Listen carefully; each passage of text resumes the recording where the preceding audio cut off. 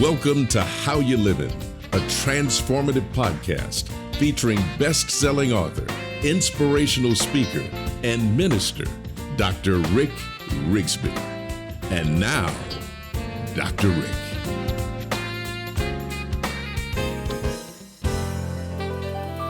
Hello, friends. Thanks so much for joining us. I'd like to discuss virtues, specifically why having virtues is so very important in our lives.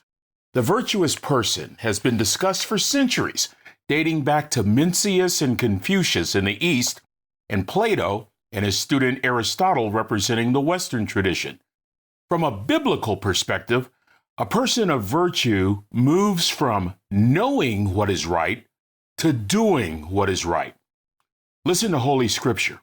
The Apostle Paul once wrote, "Supplement your faith with a generous provision of moral excellence, and your moral excellence with knowledge, and your knowledge with self-control, and your self-control with patient endurance, and your patient endurance with godliness, and your godliness with brotherly affection, and your brotherly affection with love for everyone." Virtue is conformity to a standard of right, one possessing the strength and courage to do the right thing in every instance, regardless of the cost. Simply stated, virtue is that quality of being morally good. A person of virtue is considered one of moral excellence. And while morality is presently challenged and even being redefined, one thing we can all agree on is this: to be a good person, to be the best person we can be, is virtuous. The Stanford University Encyclopedia of Philosophy noted that virtue moves above the realm of duties or rules, or even consequentialism, which emphasizes the consequences of actions. Virtue is defined by Stanford as an excellent trait of character. I recall a musical group really popular back in the 1990s. The group was called For Him. They had a hit song titled The Basics of Life. Listen to these words that represent the first verse. "We've turned the page, for a new day has dawned. We've rearranged what is right and what's wrong. Somehow we've drifted so far from the truth that we can't get back home. Where are the virtues that once gave us light? Where are the morals that governed our lives?" You see, virtues govern our lives. Virtues light the path for us to walk on. Virtues are critical to one's life. They serve as our moral compass. They guide us along the right path. They establish necessary boundaries for our lives. They determine our thoughts, our words, our actions. A few more thoughts on virtue. The great Zig Ziglar once said, "Be strong but not rude. Be kind but not weak. Be bold but not bully. Be humble but not timid. Be proud but not arrogant." President Abraham Lincoln once stated that, "It is my experience that folks who have no vices generally have very few virtues." Arthur H. Jackson Brown offered this thought: "Live so that when your children think of fairness, caring, and integrity, they think of you." In a similar vein, Buddha once wrote, "Live your life the way you want your children to live theirs." I once came across a poster that illustrated virtue with eloquent profoundness. The poster simply read, "Be the kind of person your dog actually thinks you are." I want to share a great story. I hope y'all will enjoy this.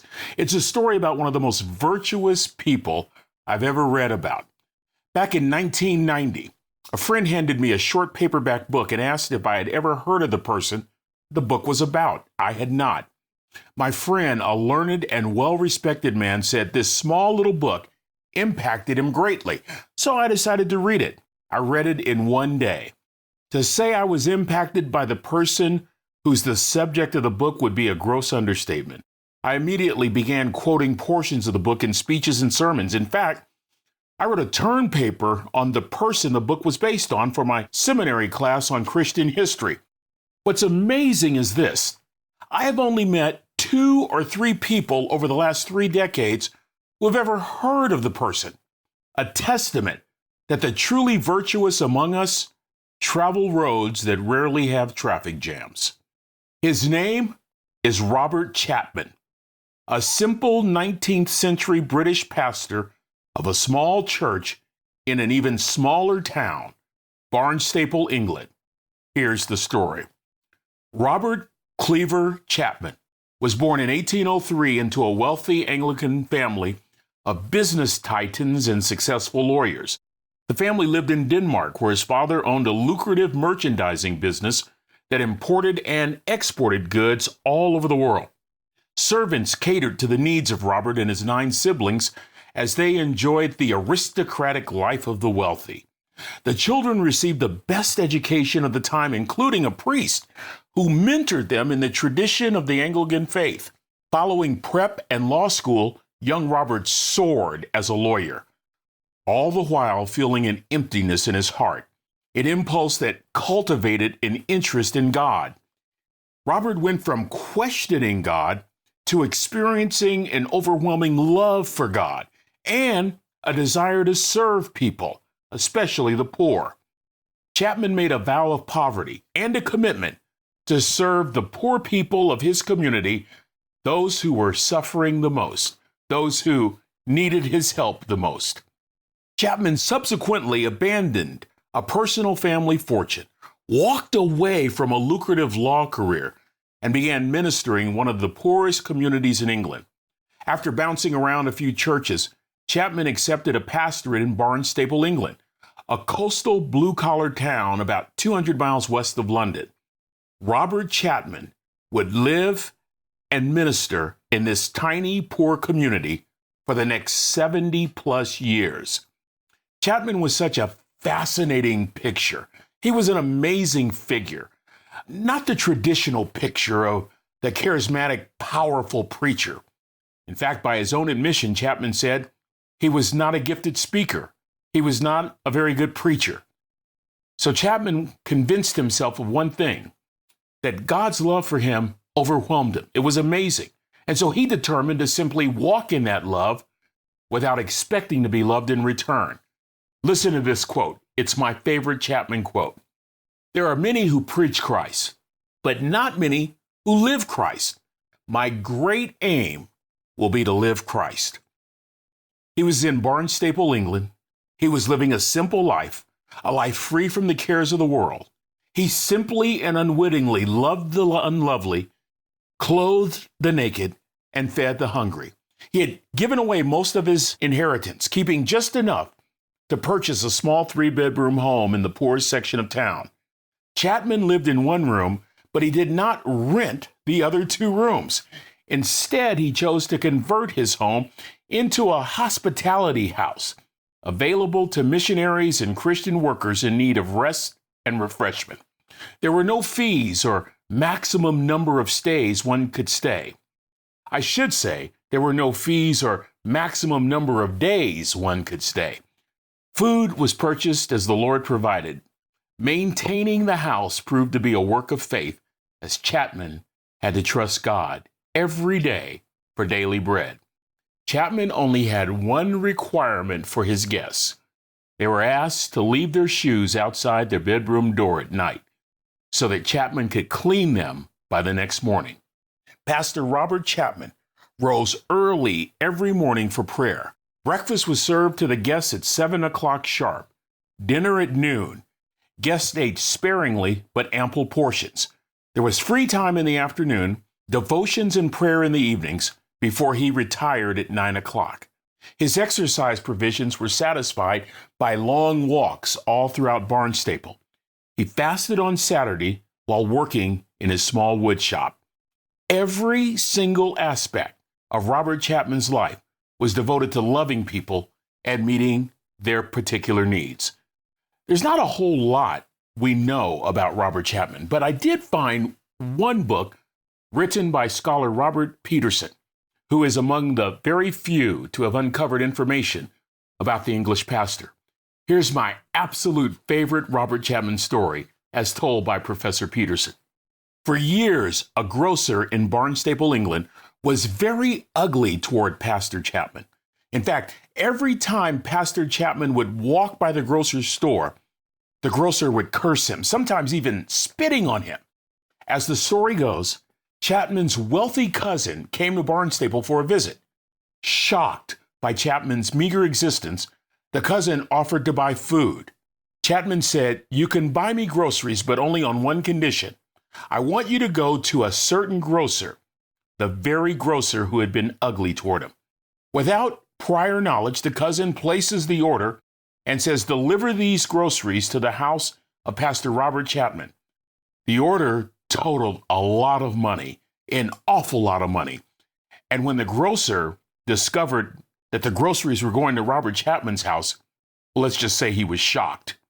The grocer, believing this to be some kind of practical joke, nonetheless, delivered the food. And when Chapman answered the door, the grocer fell to his knees and begged forgiveness.